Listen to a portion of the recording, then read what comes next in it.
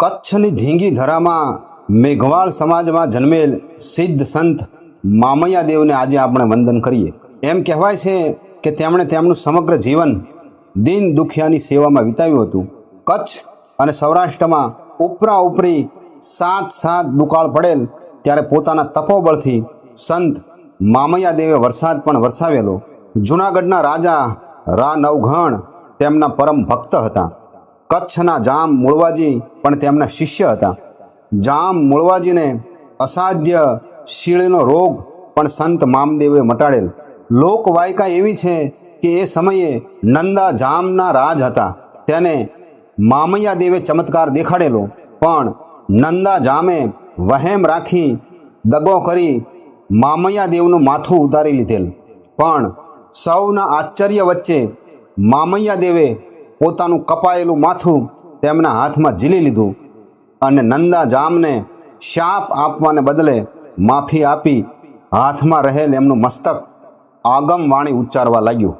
આજથી સદીઓ પહેલાં સંત મામદેવે જે આગમો ભાખ્યા છે તે ભારત દેશમાં બની ચૂક્યા છે અને બની રહ્યું છે। શાયર સલે આઠ ફરે, અરખ ન ઉગમે પવન ન પછરે, મેર છછીડીએ મંજી, મામેય પંડિત રચે, આવ જૂઠા બોલો તો ધરમ છડી ડજીએ ધરાજો ભાર। એટલે કે હું અસત્ય ઉચ્ચારું તો દરિયો માજા મૂકે, સૂર્ય આકાશમાં ઉગે નહીં, સૂર્યમાળા વિખેરાઈ જાય, પવન વહેતો બંધ થઈ જાય, આકાશ ગંગા પોતાના ધ્રુવ તારાથી આસપાસ ફરતી બંધ થઈ જાય અને પૃથ્વી બહાર ફેંકાઈ જાય। સંત મામૈયા દેવે ભાખેલી આગમની મૂળ ભાષા કઈ હતી એ ચોક્કસપણે કહી શકાય એમ નથી, પણ મામય વાણીના નામે પેઢી દર પેઢીથી એ આગમો સચવાયા છે। પણ આપણા સંતો ભક્તોએ એનો યથાયોગ્ય ભાવાર્થ સમજાવ્યો છે। ઢાલ પીનધી તરાર પીનધી કટારી, જાચક પીનળ છંડી ધા, થીંધી લુરેજી વારી। એટલે કે આવનારા વખતમાં ઢાલ તલવાર કટારી કટાઈ જશે, મતલબ કે શૂરવીરો અને સાચા બોલા માણસોનું સમાજમાં કોઈ સ્થાન નહીં રહે। જે યાચક છે એ માગવાનું છોડી દેશે અને લૂર એટલે કે મીઠી વાણીથી બીજા સાથે છેતરપિંડી કરનાર માણસોનો રાફડો ફાટશે। સમાજમાં એવા લોકો આગેવાની લેશે જેના દિલમાં નરું કપટ અને લુચ્ચાઈ ભર્યા હશે। સમાજમાં ઉજળા થઈને ફરતા આ ખોટા લોકો એવા લાગશે કે જાણે તળાવની પાળ ઉપર બેઠેલા બગલાની કતાર જોઈ લો।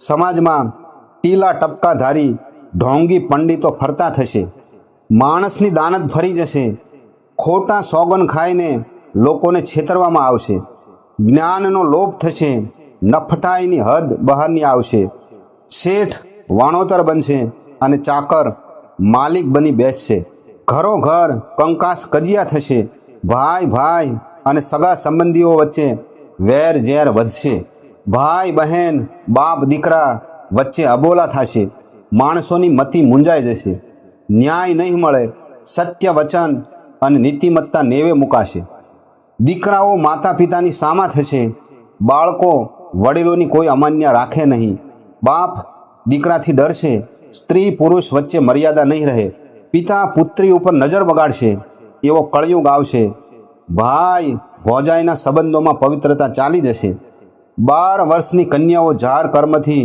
ગર્ભવતી બનશે, જેનો પુત્ર ગુણિયેલ વિવેકી અને ડાયો હશે એ નસીબદાર ગુણવાન અને સુશીલ પત્ની, ચારિત્રવાન સંસ્કારી અને પત્નીવ્રતા પતિ તથા સદગુણી સંતાનો મળવા હવે દુર્લભ બનશે।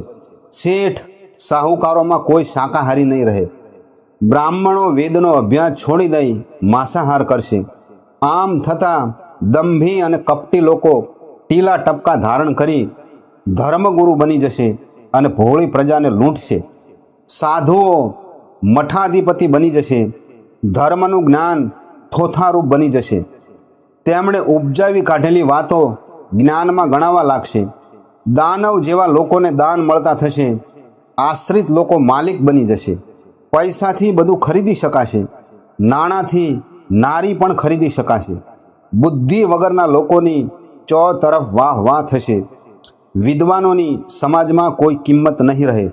સોનામાં સડો પડશે, એટલે કે હોનું નકલી થશે. રૂપામાં ભેળસેળ થશે. તાંબા પિત્તળની કોઈ કિંમત નહીં રહે. દૂધ ઘી ઘટી જશે. અન્નની તંગી થશે. તમામ ચીજો મોંઘી દાટ થઈ જશે. ઉકરડા ઉપર દીવા બળશે. મોસમ પર મેઘ નહીં વરસે. ઋતુઓ બદલવા માંડશે. લોકો પોતાના માલિકની સામા થશે. ખચ્ચરો દૂધ પીતા થઈ જશે. તેજી ઘોડા ચો તરફ તગેડાતા રહેશે. મોટા માણસો પોતાનું ઘર જાલીને બેસી રહેશે અને ખોટા માણસોની સમાજમાં બોલબાલા થવા લાગશે. આ દુનિયામાં ભૂખ્યા લોકો ભળ થઈ જશે. સિંહ હાવજ જેવા શક્તિશાળી પુરુષો સામાન્ય શિયાળિયાથી બીતા થશે. બાપ સગા દીકરાથી ડરતો થશે. એવા દિવસો હવે બહુ દૂર નથી. ધીરજવાન લોકો તમે ધીરજ ધરજો. હવે ગોલા લોકોને ઘી ગોળ થશે. તેઓ ઘી દૂધ ખાઈને મોજ કરશે. જેની મા મૂળો ને બાપ ગાજર હોય એવા મા બાપના ઠેકાણા વગરના લોકો, કુળ વગરના લોકોનું મહત્ત્વ સમાજમાં વધી જશે. અનાજ વાડીઓમાં જ પાકશે. દૂધનો દુકાળ પડશે. મહેલો મોંઘા થઈ જશે. રાજવી જાડેજાઓ માટે ખૂબ કપરા દિવસો આવશે. શાહુકારો શાહુકારપણું છોડી દેશે. શ્રીમંતો અને ધનવાનો સત્યનો પંથ છોડી દેશે. બ્રાહ્મણો વિદ્યા છોડી દેશે. રાજવીઓને નોકરી કરવાનો વારો આવશે. રાજકુંવરો લાકડા વેચશે અને રાજા ઘાસ વેચશે. નાણાં હાટે ન્યાય લેવાશે અને રાજા મહારાજાના કિલ્લાઓ અને મહેલો હવા ખાતા થઈ જશે. એટલે કે એ બિન ઉપયોગી થઈ જશે. જંઘરિયા ડુંગરમાંથી પથરા કાઢીને ઘંટીઓ બનાવવામાં આવશે. હવા ડુંગરની જાળી કાપીને એના લાકડામાંથી કોલસા પાડવામાં આવશે. ત્રેજાર માતાને પાડાનો ભોગ અપાતો બંધ થશે. એ વખતે કચ્છના રાજવીની તલવાર છૂટી જશે. એટલે કે રાજગાદી ચાલી જશે. જોગીઓ જમીનદાર બનશે. હરિજન મેઘવાળ માલદાર બનશે. કચ્છના ગિરાસદારો ઘસાઈ જશે અને દેશમાં શાહુકારો સદાય દંડાતા રહેશે. જ્યાં ઈશ્વરનું સ્મરણ થતું હશે ત્યાં કોઈ નહીં જાય. વિકાર અને ભોગ વિલાસમાં લોકો રચાપચા રહેશે. પૃથ્વી પર પાપ કર્મો વધી જશે. લોકો દાન પુણ્ય અને સહનશીલતા ખોઈ બેસશે. આભ સળગી ઉઠશે. જમીન તપીને તાંબડી જેવી થઈ જશે. ત્યારે સૂરજનું તેજ જીરવાશે નહીં. ડુંગરાઓ ડગમગી જશે. પૃથ્વીના ટુકડે ટુકડા થઈ જશે. સને સવેજી શરમ ન રોંધી મન મેં મેર. ધન ખર્ચે ધર્મી ચમાંદા કંદા વડે સે વેર. ગરીબ માણસની શરમ નહીં રહે. મનમાં દયા કે અનુકંપા નહીં રહે. ધન ખર્ચનારો ધર્મી કહેવાશે.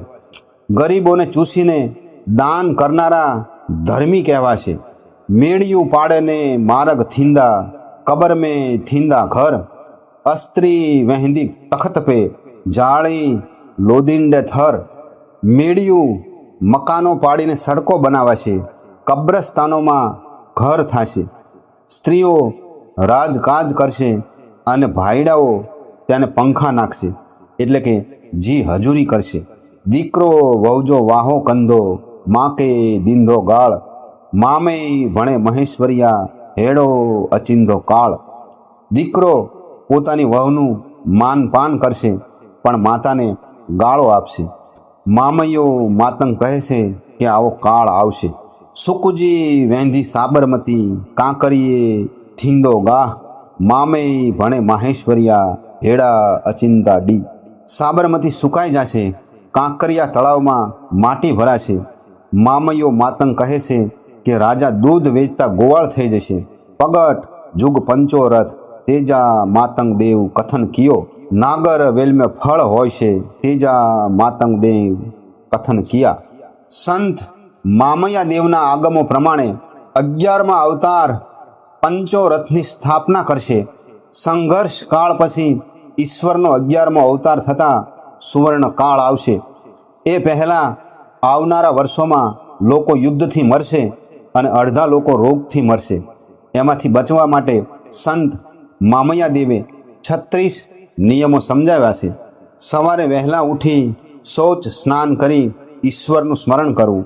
માતા પિતા અતિથિ ગુરુ અને વડીલોને માન આપવું, ઇન્દ્રિયોને વશમાં રાખવી, માતા પિતા સગા વહાલા અને પરિવારને પ્રેમ કરવો, કોઈનું અપમાન તિરસ્કાર કે અહિત ન કરવું, વેર ભાવનાનો ત્યાગ કરવો, મન વચન અને કર્મથી પવિત્ર રહી બધી ફરજો પૂરી કરવી, વિલાસિતાથી બચી સ્વાવલંબી બનવું, અન્યને ભારરૂપ ન બનવું, કાર્યશીલ રહેવું, દરેક જીવ પ્રત્યે કરુણા રાખવી, પરસ્ત્રીને માતા સમાન માનવી, ધર્મનો અને રાષ્ટ્રનો દ્રોહ ના કરવો, વ્યભિચારી અને હિંસક ના બનવું, જીવનનું લક્ષ્ય ઈશ્વર પ્રાપ્તિનું રાખી સઘળા કાર્ય એને સમર્પિત કરવા.